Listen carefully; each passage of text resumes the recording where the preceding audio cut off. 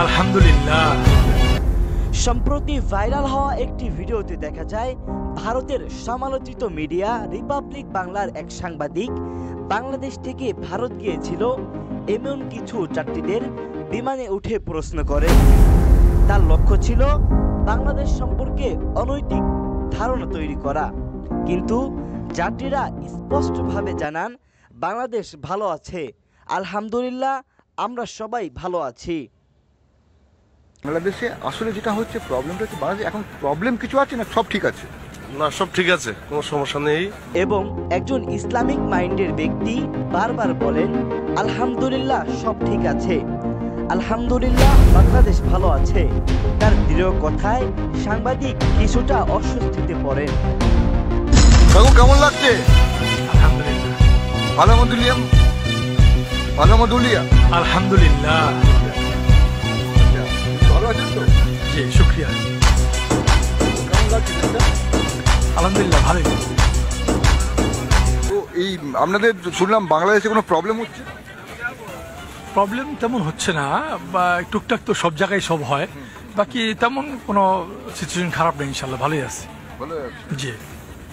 তো ওখানে তো আমাদের নতুন উপদেষ্টা আছে, হ্যাঁ, ডক্টর ইউনূস সাহেব।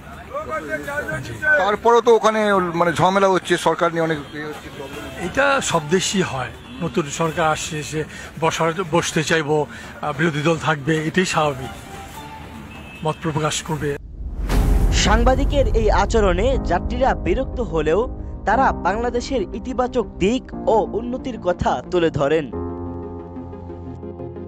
এত আগুন জ্বলছে, রক্ত পড়ছে, টিভিতে দেখাচ্ছে তো? দেখেন না? টিভিতে দেখেন না? না, টিভি দেখবো কেন, আমি তো থাকি বাংলাদেশে। ओ भाई मारो मुझे, मारो मारो मुझे, मारो मारो नहीं, ये मजाक हो रहा है, एक सेकंड का। টিভি দেখেন না বাংলাদেশ? আমি থাকি তো ওখানে, আমি তো টিভি দেখতে হবে কেন, আমি তো এমনিতেই জানি প্রবলেম তো হচ্ছে না। প্রবলেম হচ্ছে না? কেউ কেউ বলেন তারা মিডিয়ার সামনে কথা বলতে চান না। তারপর সাংবাদিক মন্তব্য করেন, আপনারা কি কথা বলতে পারেন না, যা যাত্রীদের মধ্যে আরো বিরক্তি সৃষ্টি করে। টিভিতে ভুল দেখাচ্ছে, হ্যাঁ, টিভিতে ফেক নিউজ দেখাচ্ছে। আপনি কথা বলেন না বলছিলেন, আপনি কথাও বলেন? হ্যাঁ, বলবো না কেন, অবশ্যই। একটু আগে বলেন কথা বলেন না? হ্যাঁ, বলেন। আচ্ছা, কথা বলবো না কেন, অবশ্যই বলবো। মুখ দিয়েছে, ভাষা দিয়েছে, কেন বিরান দিয়েছে, বিবেক দিয়েছে, কেন কথা বলবো না? অবশ্যই কথা বলবো। না না, মিডিয়ায় কথা বলতে হবে। মিডিয়ায় কথা বলবেন? ঠিক আছে। বলছেন? না না, কিছু বলছি বলুন না। না, বলুন না। না, যাত্রীগুলো আসলে আপনার কি অসুবিধা? যাত্রীটা আসছে। আচ্ছা, ঠিক আছে। আসলে আপনি এত উতলা হচ্ছেন কেন? না না, আপনি যাত্রীগুলো যেতে দেন। উতলা হবেন না দাদা। এখানে একজনের খুব অসুবিধা হচ্ছে, উতলা হয়ে পড়ছেন, আমরা এখন কথা বলছি। এর মধ্যে আমাদের স্বাধীন রাষ্ট্র নিয়ে অনেক জনের মাথা ব্যথা। আমরা স্বাধীন রাষ্ট্র নিয়ে কেউ হস্তক্ষেপ করে আমাদের পৃথিবীর একমাত্র স্বাধীন সার্বভৌমত্ব রাষ্ট্র, এখানে আমরা হিন্দু, বৌদ্ধ, খ্রিস্টান সবাই আমরা একসাথে, মুসলমান, আমরা সবাই একসাথে এখানে থাকতে পারি।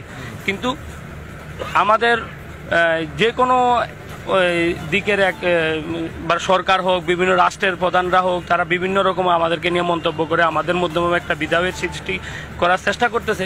আমরা চাই এসব দ্বিধাভেদ সৃষ্টি না করে সবাই সবার মধ্যে ভালো থাকি, সবাই সবার সাথে সম্পর্ক বজায় রাখি, সবাই সবার সাথে ব্যবসা বাণিজ্য সবকিছুতে থাকি, এটাই হলো মনে হয় আমাদের। এখন তো কলকাতার বাংলাদেশের ঢাকার পার্থক্য কোথায়? কোনো পার্থক্য পাচ্ছেন? না, কলকাতা ঢাকার মধ্যে অত একটা পার্থক্য নেই, কিন্তু আমরা এখানে আসি, তারাও আমাদের এখানে যায়, এটা আমি মনে করি যে চালু থাকাই বেটার। তো এটা চালু ছিল, এখন কি সমস্যাটা হলো? এখন সমস্যাটা তো আমাদের কিছু না, আমাদের সরকার তো আমরা ভিসার জন্য অ্যাপ্লিকেশন করার জন্য আমাদের সরকার মানে তো হাসিনা সরকার না? আমাদের হাসিনা সরকার না, আমাদের ডক্টর ইউনূস সরকার। নতুন যেটা অভ্যুত্থানের পরে হলো? অভ্যুত্থানের পরে হলো, জি।